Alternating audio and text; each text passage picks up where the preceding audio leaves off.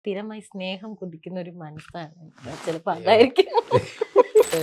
Patients എന്നെ ബുദ്ധിമുട്ടിക്കുന്നത് അതൊക്കെയാണ്. ഞാനിപ്പോ എന്തോ പറയണം. ന്യൂനേറ്റോളജി അല്ലെങ്കിൽ ഒരു കുട്ടിയെ എൻ്റെ അടുത്ത് എപ്പോഴും ഒരു പ്രശ്നം പറ്റുന്നതെന്ന് പറഞ്ഞു കഴിഞ്ഞാൽ, കുട്ടിയെ ഞാൻ എടുക്കുന്നു, കൊടുക്കുന്നു, ഞാൻ പുറത്തിറങ്ങുന്നു, എൻ്റെ അടുത്ത് പേരൻസ് ചോദിക്കും, എത്ര തവണ പറ്റിയിട്ടുണ്ടെന്നറിയാം, സ്റ്റാഫ് ചോദിക്കും എന്ത് കുട്ടിയായിരുന്നു. ഞാൻ അതുപോലും നോക്കാറില്ല. കുട്ടിയെ എടുക്കുന്നു, കൊടുക്കുന്നു എന്നല്ലാതെ കുട്ടിയായിട്ട് എനിക്കൊരു ബന്ധമില്ല. അപ്പം ഞാനിപ്പോൾ ചോദിക്കുന്ന ചോദ്യങ്ങളെല്ലാം മിക്കതും ഒരു വിഡ്ഢിത്ത ചോദ്യമായിട്ട് ഒരു ന്യൂറോളജിസ്റ്റിന് തോന്നുമായിരിക്കും. ക്ഷമിക്കുക. ഓക്കെ, അപ്പം നമ്മൾ കുട്ടിയെ എങ്ങനെ എടുക്കുന്നു? സംശയങ്ങളാണ്. എൻ്റെ അടുത്ത് പറഞ്ഞിട്ടുണ്ട്, നമുക്കിപ്പോൾ നമ്മുടെ breast feeding health initiative baby friendly hospital അതാ പറഞ്ഞ നീ. അപ്പോൾ വളരെ സാധാരണ ഒരു മനുഷ്യനാണ് ഇവിടെ ഇരിക്കുന്നത്. ഞാനായിട്ട് ബന്ധമില്ലാത്ത ഏരിയ. ഓക്കെ, ഞാനപ്പം കുഞ്ഞിനെ എടുക്കുന്നു, കൊടുക്കുന്നു. എൻ്റെ അടുത്ത് പറഞ്ഞേക്കുന്നത് കുഞ്ഞിന് അരമണിക്കൂറുള്ളിൽ, അല്ലെങ്കിൽ ഞാൻ സിസേറിയൻ ചെയ്തുകൊണ്ടിരിക്കുമ്പോൾ തന്നെ ആയിരിക്കും കുഞ്ഞിനെ ഒന്ന് ഫ്രഷ് ആയിട്ട് തിരിച്ച് പാൽ കൊടുക്കാൻ വേണ്ടി കൊണ്ടുവരുന്നത്. എന്തെങ്കിലും ശ്വാസം മുട്ടലുണ്ടെങ്കിൽ കൊണ്ടുവരത്തില്ലെന്ന് പറയും. പക്ഷെ മിക്ക ബേബീസിനെ കൊണ്ടുവരാറില്ല. അതെന്തുകൊണ്ട്? അപ്പോൾ എല്ലാ ബേബീസിനും ശ്വാസം മുട്ടലുണ്ടോ? അല്ല, അതൊരു കാര്യം എന്ന് പറഞ്ഞു കഴിഞ്ഞാൽ, സാർ ഇപ്പം ജോലി ചെയ്യുന്നത് ഒരു ടേർഷ്യറി കെയർ സെൻറ്ററിൽ, അതായത് ഒരു റെഫറൽ സെൻറ്ററിലാണ് സാർ ജോലി ചെയ്യുന്നത്, ഒരു മെഡിക്കൽ കോളേജ്. അവിടെ സാധാരണ ഡെലിവറികളും നടക്കുന്നുണ്ട്, വളരെ പ്രഷ്യസ് ആയ ഡെലിവറികളും നടക്കുന്നുണ്ട്. കൂടുതലും റെഫറൽ കേസസ് ആകാം, കോംപ്ലിക്കേറ്റഡ് കേസസ് ആകാം, ഈ പറഞ്ഞ പോലെ ഇൻഫെർട്ടിലിറ്റി ട്രീറ്റ്മെൻറ്റ് ആകാം. അതിൽ കുറേ ഫാക്ടേഴ്സ് വരുന്നുണ്ട്. എൽഡർലി പേരൻസ്, കുറേ ഷുഗർ, തൈറോയിഡ്, പ്രഷർ ഒക്കെ ഉള്ളത്. ഇവരുടെയൊക്കെ കുട്ടികൾക്ക് പൊതുവേ ശ്വാസം മുട്ടലിനുള്ള ടെൻഡൻസി കൂടുതലാണ്. ശ്വാസം മുട്ടൽ എന്ന് പറഞ്ഞു കഴിഞ്ഞാൽ നമ്മുടെ അഡൾട്ട്സിന് അല്ലെങ്കിൽ വലിയവർക്കുണ്ടാവുന്ന ശ്വാസം മുട്ടൽ പോലെ വലിവ്, കുറുകൽ, ഈ സാധനങ്ങളൊന്നും അല്ല. നമ്മുടെ അകത്ത്, വയറിനകത്ത്, യൂട്രസിനകത്ത് കിടക്കുമ്പോൾ ഒരു കുട്ടിക്ക് ഓക്സിജനും കാർബൺ ഡൈ ഓക്സൈഡും കിട്ടുന്നത് അമ്മയുടെ ബ്ലഡിൽ നിന്നാണ്. അവിടുന്ന് അത് മാറി പുറത്തേക്ക് വരുമ്പോൾ ആദ്യത്തെ കരച്ചിലിൽ കുഞ്ഞ് അകത്തേക്ക് ശ്വാസം എടുക്കണം. ആ ശ്വാസം എടുക്കുന്ന സമയത്ത് കുറേ പ്രഷർ ചേഞ്ചസ് ഒക്കെ സംഭവിക്കുന്നു ഹാർട്ടിൽ. അതുപോലെ തന്നെ ലങ്സ് വികസിക്കുന്നു, ശ്വാസകോശം വികസിക്കുന്നു, അവിടെ എയറേഷൻ നടക്കുന്നു. ഇതാണ് സംഭവിക്കുന്നത്. പക്ഷേ ഈ ട്രാൻസിഷൻ ഈ പറയുന്നത്ര എളുപ്പത്തിൽ നടക്കാത്തപ്പോഴാണ് ഈ ശ്വാസം മുട്ടൽ വരുന്നത്. പക്ഷേ ഈ ശ്വാസം മുട്ടലിന് കുറച്ച് ഗ്രേഡിംഗ് ഉണ്ട്. എല്ലാ കുട്ടികൾക്കും ഒരുവിധം 99% കുട്ടികൾക്കും ശ്വാസം മുട്ടൽ ഉണ്ടായേക്കാം. പക്ഷെ അതൊന്നും പാല് കൊടുക്കുന്നതിന് ഒരു തടസ്സമല്ല. പക്ഷെ ഇത് ആൻറ്റിസിപ്പേറ്റ് ചെയ്യാനുള്ള ഒരു കഴിവുണ്ട്. ഈ പറഞ്ഞ പോലെ നമ്മൾ ഓരോ ആൾക്കാരും ഇതിനെ നോക്കി കാണുന്ന രീതികൾ അവരുടെ എക്സ്പീരിയൻസിനെയും അതുപോലെ തന്നെ അവരുടെ ഇതിനെക്കുറിച്ചുള്ള അപ്രോച്ചും അനുസരിച്ചിരിക്കും. ചെറിയൊരു ശ്വാസം മുട്ടൽ വരുമ്പം പലപ്പോഴും അത് കോംപ്ലിക്കേറ്റഡ് ആവുന്ന കണ്ടവരുണ്ടാകാം. ശ്വാസം മുട്ടലിൽ തന്നെ കുറച്ച് വേറെ പ്രശ്നങ്ങളുണ്ട്. അത് കളറ് ശരിയല്ല, അല്ലെങ്കിൽ മുക്കലും എന്ന് പറഞ്ഞ് മുക്കൽ സൗണ്ട് ഉണ്ടാവാം, ഒത്തിരി സെക്രീഷൻസ് വായിലുണ്ടാവാം. അപ്പം കരഞ്ഞു ഓൾറൈറ്റ് ആണ് കുട്ടി എന്ന് പറഞ്ഞാൽ നമുക്ക് തിരിച്ചു കൊണ്ടുവരാൻ പറ്റില്ല.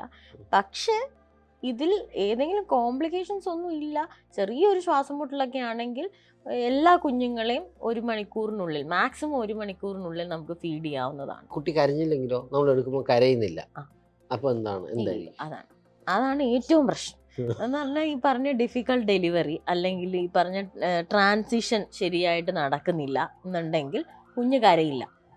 കുഞ്ഞ് കരഞ്ഞില്ല എന്നുണ്ടെങ്കിൽ നമ്മുടെ നിയോനേറ്റൽ റിസസിറ്റേഷൻ പ്രോട്ടോക്കോൾ എന്ന് പറഞ്ഞാൽ കുഞ്ഞിനെ ഡെലിവറി അറ്റൻഡ് ചെയ്യുന്ന എല്ലാവരും, അതിപ്പം ഗൈനക്കോളജിസ്റ്റ് ആവട്ടെ, അവിടെ നിൽക്കുന്ന നഴ്സുമാരാവട്ടെ, സപ്പോർട്ടിംഗ് സ്റ്റാഫ് ആവട്ടെ, പീഡിയാട്രിഷ്യൻ ആവട്ടെ, നിയോനേറ്റോളജിസ്റ്റ് ആവട്ടെ, അറിയേണ്ട ഒരു WHO ഫോർമാറ്റ് ചെയ്ത ഒരു പ്രോസസ്സാണ്. അതിന് കുറച്ച് സ്റ്റെപ്സ് ഉണ്ട്. ഈ കുഞ്ഞ് കരഞ്ഞില്ലെങ്കിൽ ആദ്യം നമ്മൾ കുഞ്ഞിനെ സ്റ്റിമുലേറ്റ് ചെയ്യും, തുടച്ചെടുക്കും, ബാക്ക് തുടച്ചെടുക്കും. പിന്നെയും കരഞ്ഞില്ലെങ്കിൽ സക്ഷൻ ചെയ്ത് വാ തുറക്കും, എയർവേ പോകുന്ന സ്ഥലം ക്ലിയർ ആക്കും. ഇങ്ങനെയും കുഞ്ഞ് കരഞ്ഞില്ലെങ്കിൽ പോസിറ്റീവ് പ്രഷർ വെന്റിലേഷൻ, അതായത് കുഞ്ഞിന് പ്രഷർ കൊടുത്ത് നമ്മൾ ഓക്സിജൻ അകത്തേക്ക് കൊടുക്കും. ഇതൊന്നും നടന്നില്ലെങ്കിൽ കുഞ്ഞിനെ നമ്മൾ ഇൻറ്റുബേറ്റ് ചെയ്യുക, അതായത് ട്യൂബ് അകത്തേക്ക് ഇട്ട് ഒരു വഴി ഉണ്ടാക്കി ആ വഴിയിലൂടെ ഓക്സിജൻ കൊടുക്കുക. ഈ സ്റ്റെപ്പുകൾ പക്ഷേ കറക്റ്റായിട്ട് സ്റ്റെപ്പ് ബൈ സ്റ്റെപ്പായിട്ട് തന്നെ ചെയ്യണം. അല്ലാതെ കുഞ്ഞ് കരഞ്ഞില്ല എന്ന് പറഞ്ഞ് ഓടിപ്പിടിച്ച് ഞാൻ കണ്ടിട്ടുണ്ട് പല സ്ഥലങ്ങളിലും. ഇതിൻ്റെ ഒരു പ്രോട്ടോക്കോളായിട്ട് ചെയ്യാത്തപ്പം പലപ്പോഴും നമുക്ക് ഡയറക്റ്റായിട്ട് ആവശ്യമില്ലാത്ത ഇൻ്റർവെൻഷൻസ് വരുത്തേണ്ടി വരാറുണ്ട്. അതുകൊണ്ട് തന്നെ റെഗുലറായിട്ട് നമ്മുടെ ഹോസ്പിറ്റലിൽ അല്ലെങ്കിൽ ഏതെങ്കിലും സെറ്റിൽമെൻറ്റ് ഇതിൻ്റെ ക്ലാസ്സസ് നടത്തി എല്ലാവരെയും ബോധവൽക്കരിക്കാനാണ്. ഈ പറഞ്ഞ സക്ഷൻ സ്റ്റിമുലേഷൻ ഓൺ ടേബിൾ ഗൈനക്കോളജിസ്റ്റിന് തന്നെ ചെയ്യാൻ പറ്റുന്ന കാര്യങ്ങളാണ്. ഈ വെന്റിലേറ്ററിലാവുക എന്ന് പറഞ്ഞാൽ നമ്മൾ വെന്റിലേറ്ററിൽ ഇട്ടു അല്ലേ, അപ്പോഴത്തേക്ക് ആ ശ്വാസം വലിക്കുന്ന ഒരു മെഷീനാണ്. ആ. അപ്പോൾ ഈ വെന്റിലേറ്ററിൽ ഇടുമ്പോൾ ഒരു അഡൾട്ടിനെ ഒരു പ്രായപൂർത്തിയായ ഒരു വ്യക്തിയെ വെന്റിലേറ്ററിൽ ഇടുന്നതും കുഞ്ഞിനെ വെന്റിലേറ്ററും തമ്മിലുള്ളൊരു വ്യത്യാസം ഇതിൻ്റെ അകത്തുണ്ടല്ലോ. ആ. ഈ കുഞ്ഞ് അത്രയും സീരിയസ് തന്നെയാണ് ഒരു കുഞ്ഞ് വെന്റിലേറ്ററിലാണ് എന്ന് പറയുമ്പോഴത്തേക്ക്? ഒരിക്കലും അല്ല. അത് വളരെ ഒരു വാലിഡ് ക്വസ്റ്റ്യൻ ആണ്. എല്ലാവർക്കും സംശയമുള്ളത് കൊച്ചു വെന്റിലേറ്ററിലാണെന്ന് കേൾക്കുമ്പോൾ ഭയങ്കര പേടിയാണ് എല്ലാവർക്കും. അവിടെ എന്ന് പറഞ്ഞു കഴിഞ്ഞാൽ നമുക്ക് റെസ്ക്യൂ വെന്റിലേഷൻ എന്ന് പറഞ്ഞ സാധനമാണ് കുഞ്ഞുങ്ങൾക്കുള്ളത്. അതായത് കുഞ്ഞുങ്ങളെ ഈ ഒരു ശ്വാസം മുട്ടലിൽ ഓവർകം ചെയ്യാൻ വേണ്ടി സഹായിച്ചു കൊടുക്കാനാണ് പലപ്പോഴും നമ്മൾ നിയോനേറ്റോളജിസ്റ്റ് വെന്റിലേറ്ററിലേക്ക് ആക്കുന്നത് കുഞ്ഞിനെ. അഡൾട്ട്സിനെ പോലെ ഒരു അവസാനത്തെ ട്രീറ്റ്മെൻറ്റ് മൊഡാലിറ്റി അല്ലെങ്കിൽ അവസാനത്തെ വഴി എന്നുള്ള രീതിയിലല്ല വെന്റിലേഷൻ കുഞ്ഞുങ്ങൾക്ക്. ജസ്റ്റ് അവരുടെ ബ്രീതിങ്ങും അവരുടെ എല്ലാ കൺട്രോളും നമ്മൾ ഏറ്റെടുക്കുന്നു എന്നത് മാത്രമേ ഉള്ളൂ. അതിൽ തന്നെ പല മോഡുകളുണ്ട്. കുഞ്ഞിൻ്റെ ശ്വാസത്തിനെ സപ്പോർട്ട് ചെയ്ത് കൊടുക്കുന്ന മോഡുണ്ട്, കുഞ്ഞിന് ശ്വാസം കൊടുക്കുന്ന മോഡുണ്ട്, ജസ്റ്റ് വോളിയം അഡ്ജസ്റ്റ് ചെയ്ത് കൊടുക്കുന്ന മോഡുണ്ട്. ഇതെല്ലാം ജസ്റ്റ് അവർ ആ ഒരു സ്ഥലത്തേക്ക് എത്തിക്കാൻ വേണ്ടിയുള്ളൊരു വഴി മാത്രം. അതുകൊണ്ട് തന്നെ ഒട്ടും ഈ പറഞ്ഞ അഡൾട്ടിനെ പോലെ ഇനി പ്രതീക്ഷ കൈവിടുന്ന സ്റ്റേജിലല്ല നമ്മൾ വെന്റിലേറ്റർ. നമുക്ക് പ്രതീക്ഷ ഉണ്ടാവുന്ന സ്റ്റേജുകളിൽ മാത്രമേ എനിക്ക് തോന്നുന്നു നമ്മൾ ഇൻക്യുബേറ്റ് ചെയ്യാറുള്ളൂ. നമ്മൾ ഇപ്പം നമ്മൾ പറയത്തില്ല, ഇപ്പം ഡോക്ടർ കാശിന് വേണ്ടി സിസേറിയൻ ചെയ്തു, ലിവർ ഓപ്പറേഷൻ ചെയ്തു എന്ന് പറയുന്നത് പോലെ തന്നെ നിങ്ങൾ കാശിന് വേണ്ടി പേഷ്യൻറ്റിനെ നിയോനേറ്റോളജി ICUലാക്കാറുണ്ട്? അത് മാത്രമേ കേൾക്കാറുള്ളൂ. പക്ഷെ സത്യം പറഞ്ഞു കഴിഞ്ഞാൽ ഇന്ന് ഞാൻ പേഷ്യൻറ്റിനോട് പറഞ്ഞ് ഞങ്ങൾക്ക് ഒരാളെങ്കിൽ ഒരാൾ NICU പുറത്തേക്ക് പോകുമ്പം ജോലി ഒരു 1000 മടങ്ങ് കുറയുകയാണ് ചെയ്യുന്നത്. കാരണം ഒരു കുഞ്ഞിനെ അവിടെ കിടത്തുക എന്ന് പറഞ്ഞാൽ വീഴാതെ നോക്കുന്നത് തൊട്ട് പാല് കുടിക്കുന്നത് തൊട്ട് ഡൈപ്പർ മാറുന്നത് വരെ. അഡൾട്ടാണെങ്കിൽ ഒന്ന് പറയാം, അച്ഛ അല്ലെങ്കിൽ അമ്മ കരയുമ്പോഴും അല്ലെങ്കിൽ വേദന ഉള്ളപ്പോഴും ഒന്ന് പറ എന്ന് പറയാം. ഇതൊന്നും ചെയ്യാൻ പറ്റാത്ത കുഞ്ഞുങ്ങളെ അവിടെ കിടത്തിയേക്കാണ്. അപ്പോൾ ഒരു സ്റ്റാഫ് ഒരു കുഞ്ഞിൻ്റെ കൂടെ വേണം. അങ്ങനെ ഒരു ബെഡ് ഇപ്പോൾ ഇവിടെ ആണെങ്കിൽ ഞങ്ങൾക്ക് 10 ഇൻസൈഡ് ബെഡും 3 ഔട്ട് ബൗണ്ട് ബെഡും 2 ഐസൊലേഷനും ഉള്ളൊരു ICU ആണ്. ഇതിനകത്ത് സ്റ്റാഫ് ഉള്ളത് നമുക്ക് 4 5 കാണത്തുള്ളൂ. ഇവർ 2 മണിക്കൂർ കൂടുമ്പോൾ ഡൈപ്പർ മാറ്റണം, 2 മണിക്കൂർ കൂടുമ്പോൾ പാൽ കൊടുക്കണം, 2 മണിക്കൂർ കൂടുമ്പോഴത്തേക്ക് മോണിറ്റർ നോക്കണം, 15 മിനിറ്റ് വെച്ച് ശ്വാസം വലിക്കുന്നത് കൗണ്ട് ചെയ്യണം. അതിനുള്ള ഒരു പിടിച്ചു വെക്കാൻ വേണ്ടിയുള്ള കാര്യങ്ങളൊന്നും ഞങ്ങൾക്ക് അവിടെ കിട്ടത്തില്ല. അപ്പം കാശിന് വേണ്ടി കിടത്തേണ്ട ഒരു അവസ്ഥ ഒരു ഡോക്ടറും ഒരു NICUവിൽ കിടത്തുമെന്ന് എനിക്ക് തോന്നുന്നില്ല. ആവശ്യമുണ്ടെങ്കിൽ മാത്രമേ ഉള്ളൂ. പുറത്ത് കിടന്ന് കാണുന്നത് പോലല്ല. ICUവിനകത്ത് നമ്മൾ ഇങ്ങനെ കണ്ണും മൂക്കും ചെവിയും എല്ലാം വെച്ച് അവിടെ തന്നെ ഇരിക്കണം. എന്തുകൊണ്ടാണ് താങ്കൾ ഈ ഒരു മേഖല തിരഞ്ഞെടുത്തത്? ഒന്നെന്ന് പറഞ്ഞാൽ ഇവർക്ക് ചോദിക്കാൻ പറ്റില്ല. ഇപ്പോൾ എനിക്ക് ചോദിക്കാം, നിങ്ങൾക്ക് പീരീഡ്സിൻ്റെ സമയത്ത് വേദനയുണ്ടോ? ഇതിപ്പോൾ ആ കൊച്ചു കരയുന്നത് എന്തിനാണെന്ന് എങ്ങനെ അറിയും? അപ്പോൾ ഇത്രയും കൺഫ്യൂസിങ് ആയിട്ടുള്ള ഡിഫിക്കൽട്ടായിട്ടുള്ളൊരു മേഖല തിരഞ്ഞെടുക്കാനുള്ള ചെയ്ത വികാരം എന്തായിരുന്നു? അത് ഒരു കാര്യം എന്ന് പറഞ്ഞു കഴിഞ്ഞാൽ ഞാൻ പറഞ്ഞു കേട്ട അറിവാണ്, എനിക്ക് കുറച്ച് ഓർമ്മയുണ്ടെന്ന് തോന്നുന്നു. എൻ്റെ അച്ഛൻ്റെ സിസ്റ്റർ അപ്പച്ചി എല്ലാം പറയായിരുന്നു പണ്ട് തൊട്ടേ. എനിക്ക് 3 വയസ്സ് കഴിഞ്ഞ് സ്കൂളിൽ പഠിക്കുന്ന സമയത്ത് തൊട്ട് ചോദിക്കുമ്പോൾ എന്താവണം എന്ന് ചോദിക്കുമ്പോൾ ഞാൻ പറയുന്ന കാര്യം കുട്ടികളുടെ ഡോക്ടർ ആവണം എന്നാണ്. അല്ലാതെ എൻ്റെ അച്ഛനും അമ്മയും ഡോക്ടേഴ്സാണ്. അപ്പോൾ ഡോക്ടർ ഫീൽഡ് മാത്രം ജോലിയുള്ളതെന്നാണ് എനിക്ക് അന്ന് മനസ്സിലായിക്കൊണ്ടിരുന്നത്. ഡോക്ടർ ആവാൻ മാത്രമേ പറ്റൂന്ന് ആണ് ഞാൻ വിചാരിച്ചിരുന്നതെന്ന് തോന്നുന്നു. അപ്പോൾ അതുകൊണ്ട് തന്നെ കുട്ടികളുടെ ഡോക്ടർ ആവാണ്. പിന്നെ എനിക്ക് കുട്ടികളെ ഭയങ്കര ഇഷ്ടം. പോകെ എനിക്ക് മനസ്സിലായി എന്ന് പറഞ്ഞാൽ നിഷ്കളങ്കതയും ഈ പറഞ്ഞ പോലെ ഇപ്പം അവർക്ക് വേദനയുണ്ട്. നമ്മളൊക്കെ ആണെങ്കിൽ ചെറിയ വേദനയാണെങ്കിൽ അയ്യോ വേദന എനിക്ക് വയ്യേ പറയും. അവരങ്ങനെയല്ല. വേദന മാറി അവർ കളിക്കാൻ പോകും. വേദന മാറിയില്ലെങ്കിൽ അവർ കരഞ്ഞുകൊണ്ടിരിക്കും. അപ്പോൾ വളരെ ജെന്യുവിനാണ്. പിന്നെ ഏറ്റവും വലിയ അവരെൻ്റെ തെറാപ്പിയാണ്. അതുകൊണ്ടാണ് ഞാൻ പിന്നെ ഒരു ഗൈനക്കോളജിസ്റ്റ് എന്നുള്ള രീതിയിൽ ഒരു പ്രശ്നം എന്ന് പറഞ്ഞു കഴിഞ്ഞാൽ, ഞാനിപ്പോൾ 3-ാമത്തെ ദിവസം നോർമൽ ഡെലിവറിയിൽ 2-ാമത്തെ ദിവസം നോർമൽ ഡെലിവറി കഴിഞ്ഞാൽ ഡിസ്ചാർജ് ആക്കാൻ വെക്കും. ഒരു 3-ാമത്തെ 4-ാമത്തെ ദിവസം സിസേറിയൻ കഴിഞ്ഞ് വിളിച്ചാൽ ഈ ഡിസ്ചാർജ് ആക്കാൻ വെക്കുമ്പോഴത്തേക്ക് ഡോക്ടറെ കുഞ്ഞ് ഫോട്ടോ തെറാപ്പിയിലാണ്, ICUലോട്ട് കൊണ്ടുപോയി മഞ്ഞ കൂടി എന്നൊക്കെ പറയും. അപ്പോൾ ഈ മഞ്ഞ കൂടി അല്ലെങ്കിൽ അതിനെക്കുറിച്ച് ജോണ്ടിസിനെ കുറിച്ച് ഈ കുട്ടികൾക്ക് ഉണ്ടാകുന്ന അല്ലെങ്കിൽ ജോണ്ടിസ് ഞാൻ പറഞ്ഞു ഹൈപ്പർ ബിലിറൂബിനീമിയ അല്ലേ, അപ്പോൾ ആ ബിലിറൂബിൻ കൂടിയ അവസ്ഥയെ കുറിച്ച് ഒന്ന് പറഞ്ഞ് മനസ്സിലാക്കി. നേരത്തെ പറഞ്ഞ പോലെ തന്നെ ജോണ്ടിസ് എന്ന് പറഞ്ഞ വാക്ക് കേൾക്കുമ്പോൾ എല്ലാവർക്കും മഞ്ഞപ്പിത്തം എന്ന് പറഞ്ഞൊരു കൺസെപ്റ്റ് ഉണ്ട്. അതല്ല, നിയോനേറ്റൽ ഹൈപ്പർ ബിലിറൂബിനീമിയ അഥവാ നിയോനേറ്റൽ ജോണ്ടിസ് എന്ന് പറഞ്ഞാൽ കുഞ്ഞുങ്ങളിൽ ഉണ്ടാവുന്ന മഞ്ഞ. ഇത് അഡൾട്ടിൽ നിന്ന് വ്യത്യാസമാവുന്നതെന്ന് പറഞ്ഞാൽ അഡൾട്ടിൽ എപ്പോഴും അതൊരു ഇൻഫെക്ഷൻ അല്ലെങ്കിൽ ലിവറിൻ്റെ ഫെയിലിയർ കൊണ്ടുണ്ടാവുന്ന ഒരു കാര്യമാണ്. പക്ഷെ ഇവിടെ അതല്ല, കുഞ്ഞിൻ്റെ ഉള്ളിലുള്ള അമ്മയുടെ രക്തകോശങ്ങളെ നശിപ്പിക്കാനായിട്ട് കുഞ്ഞിൻ്റെ ലിവർ ശ്രമിക്കുമ്പോൾ ലിവറിൻ്റെ ആ ഒരു പക്വത കുറവ് കൊണ്ട് തന്നെ അത് നശിപ്പിക്കുന്ന റേറ്റ് ഇച്ചിരി കുറവായിരിക്കും. അപ്പോൾ അതുകൊണ്ട് കുറച്ച് അക്യൂമുലേഷൻ അഥവാ കെട്ടിക്കിടക്കുന്ന അവസ്ഥ ഉണ്ടാവും. അതിൻ്റെ പാർട്ടിക്കിൾസ് ബിലിറൂബിൻ എന്ന് പറഞ്ഞൊരു കണ്ടൻറ്റിലേക്ക് മാറുകയും അത് സ്കിന്നിൻ്റെ താഴെ അടിഞ്ഞു കൂടുകയും ചെയ്യുന്ന അവസ്ഥയാണ് ഈ നിയോനേറ്റൽ ജോണ്ടിസ്. അപ്പം അത് പ്രോമിനൻ്റ് ആയിട്ട് 2 ടൈപ്പാണ് അതുള്ളത്. ഒന്ന് ഫിസിയോളജിക്കൽ, സാധാരണഗതിയിൽ എല്ലാ കുഞ്ഞുങ്ങൾക്കും ജനിച്ച ദിവസം 24 മണിക്കൂർ തൊട്ട് 15 ദിവസം വരെ വരുന്നത്. പിന്നെ പത്തോളജിക്കൽ, എന്തെങ്കിലും കാരണം കൊണ്ട്, അതിപ്പം അമ്മയുടെ RH- ബ്ലഡ് ഗ്രൂപ്പ് കൊണ്ടുവരാം, അതല്ലെങ്കിൽ കുഞ്ഞിന് എന്തെങ്കിലും ബ്ലഡ് മിക്സിംഗ് ഉള്ള കണ്ടീഷൻസ് കൊണ്ടുവരാം. അത് കുറച്ചും കൂടെ സീരിയസ് ആയിട്ടുള്ളൊരു അസുഖമാണ്. അപ്പോൾ അതാണ് പത്തോളജിക്കൽ ജോണ്ടിസ്. ഇതല്ലാതെ ഈ ഫിസിയോളജിക്കൽ ജോണ്ടിസ് എന്ന് പറഞ്ഞ സാധനമാണ് നമ്മൾ ഒരു മഞ്ഞിപ്പൊന്നും കാണുന്നില്ലെങ്കിൽ 72 മണിക്കൂറിൽ ടെസ്റ്റ് ചെയ്യുന്നത്. കാരണം മാക്സിമം കോൺസെൻട്രേഷനിൽ കാണാൻ ഉള്ള ടൈം അതാ, ആ ഫീഡിങ് ഒന്ന് എസ്റ്റാബ്ലിഷ് ചെയ്ത് വരുന്ന സമയം. അതെ, 72 മണിക്കൂറെങ്കിലും എടുക്കും ഡെവലപ്പ് ചെയ്ത എമൗണ്ട് വരാൻ. അതും ഓരോ പ്രായവും ഓരോ വെയിറ്റും അനുസരിച്ച് അതിന് കട്ട് ഓഫ്സ് ഉണ്ട്. അതിനനുസരിച്ചാണ് നമ്മൾ ലൈറ്റിൽ വെക്കുന്നത്. ഈ ലൈറ്റ് എന്ന് പറഞ്ഞാൽ 460 to 490 നാനോമീറ്റർ ആണ് ഇതിൻ്റെ വേവ് ലെങ്ത്. ആ വേവ് ലെങ്ത്തുള്ള ലൈറ്റിൽ വെച്ചാൽ മാത്രമേ ഇത് മാറുള്ളൂ.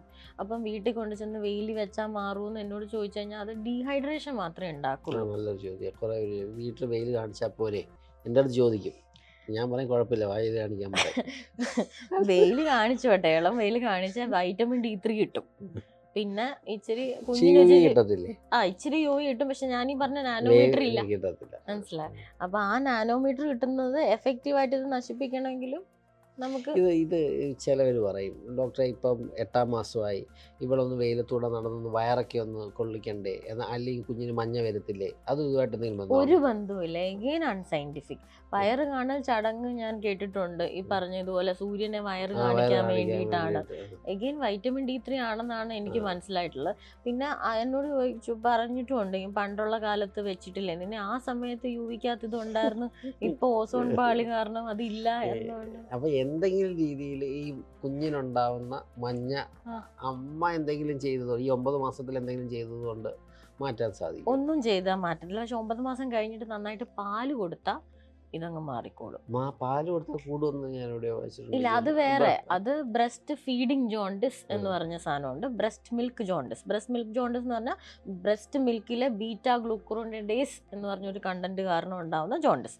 അത് പക്ഷെ അതിന് ബ്രസ്റ്റ് മിൽക്ക് നിർത്തരുത്. നമ്മൾ കണ്ടിന്യൂസ് ആയിട്ട് 1 മാസത്തോളം കൊടുക്കണം. പക്ഷെ അത് ഭയങ്കര എമൗണ്ട് ആണെങ്കിൽ ചിലപ്പോൾ ഒന്ന് നിർത്തി നമ്മളൊന്ന് ഫോർമുലയിലേക്ക് സ്വിച്ച് ഓവർ ചെയ്തിട്ട് ആ പ്രായം ഒരു മാസം കഴിയുമ്പോൾ വീണ്ടും ബ്രസ്റ്റ് മിൽക്കിലേക്ക് തന്നെയാണ്. പിന്നെ ബ്രസ്റ്റ് ഫീഡിങ് ജോണ്ടിസ് എന്ന് പറഞ്ഞു കഴിഞ്ഞാൽ ബ്രസ്റ്റ് ഫീഡിങ് കറക്റ്റ് ആവാതെ വരുന്ന ജോണ്ടിസിനെയാണ് ബ്രസ്റ്റ് ഫീഡിങ് ജോണ്ടിസ് എന്ന് പറയുന്നത്.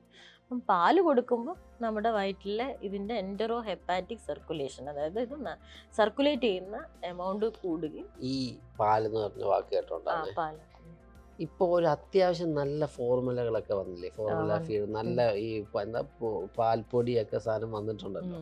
അപ്പോൾ നമുക്ക് ബ്രസ്റ്റ് മിൽക്കിൻ്റെ ഏകദേശം രൂപമുള്ള ഇതുണ്ടോ? അപ്പോൾ ഏത് കൊടുക്കാം? ബ്രസ്റ്റ് മിൽക്കിനെ കാട്ടി ഏതാ നല്ലത്? എല്ലാം ഉണ്ട്, പക്ഷെ 2-3 കാര്യങ്ങൾ കിട്ടില്ല. ഒന്നെന്ന് പറഞ്ഞു കഴിഞ്ഞാൽ ബയോളജിക്കൽ ഇമ്മ്യൂണിറ്റി, അതായത് IgA, IgE ഈ സാധനങ്ങളൊന്നും നമുക്ക് പാൽപ്പൊടിയിൽ സ്റ്റോർ ചെയ്യാൻ പറ്റില്ല. അതെപ്പോഴും ഈ കൊളസ്ട്രോളത്തെ കുറിച്ചൊന്ന് 2 വാക്ക് പറയാമോ? കാരണം എൻ്റെ പേഷ്യൻസ് എന്നെ ബുദ്ധിമുട്ടിക്കുന്നത് അതൊക്കെയാണ്. 3-ാമത്തെ ദിവസം 4-ാമത്തെ ദിവസം വരുമല്ലോ, അപ്പോൾ ഇവർ പറയും, ഡോക്ടറെ എനിക്ക് പാല് വരുന്നില്ല, വെള്ള കളറിലുള്ള ദ്രാവകം അല്ലെങ്കിൽ കളറില്ലാത്തൊരു ദ്രാവകം മാത്രമേ വരുന്നുള്ളൂ. അപ്പോൾ അത് വെച്ച് തൊട്ട് ബാക്കി പറഞ്ഞു. ഈ കളറില്ലാത്ത ദ്രാവകം എന്ന് പറഞ്ഞ സാധനമാണ് കൊളസ്ട്രോൾ.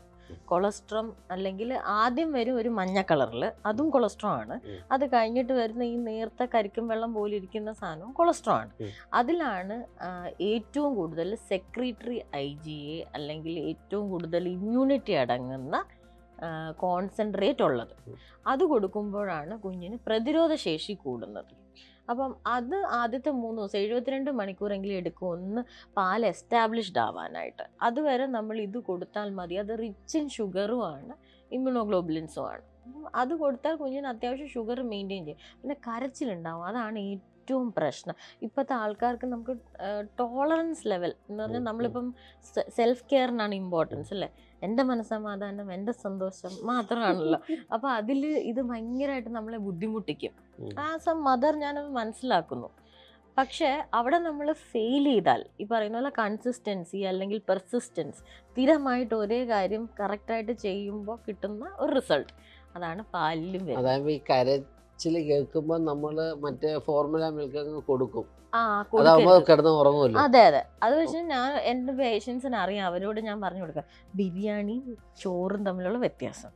ചോറ് കഴിച്ചാൽ നമ്മൾ ചിലപ്പോൾ ഉറങ്ങത്തില്ല, പക്ഷെ ബിരിയാണി കഴിച്ചാൽ ഡെഫിനറ്റ്ലി ഉറങ്ങും. അതാണ് രണ്ടിന്റെ കാലറി. ആരോഗ്യത്തിന് നല്ലത് ചോറാണ്. ചോറാണ്. ബിരിയാണിയെക്കാട്ടി ബിരിയാണി നല്ല ചോറാണ്. അപ്പൊ ഇന്ന ഫോർമുല എന്നൊന്നും ഇല്ല. അത് നേരത്തെ പറഞ്ഞ ചോദ്യത്തിന്റെ കംപ്ലീഷൻ എന്ന് പറഞ്ഞാൽ ഒന്ന് ബ്രസ്റ്റ് മിൽക്കിലും ഫോർമുലയും നമ്മൾ ഒരെണ്ണം പറഞ്ഞു ഈ ഇമ്മ്യൂണിറ്റി, പിന്നെന്താണ് രണ്ട് അമ്മയായിട്ടുള്ള അറ്റാച്ച്മെന്റ്. ഫോർമുലയിൽ തന്നെ ആക്ച്വലി എഴുതുന്നുണ്ട്.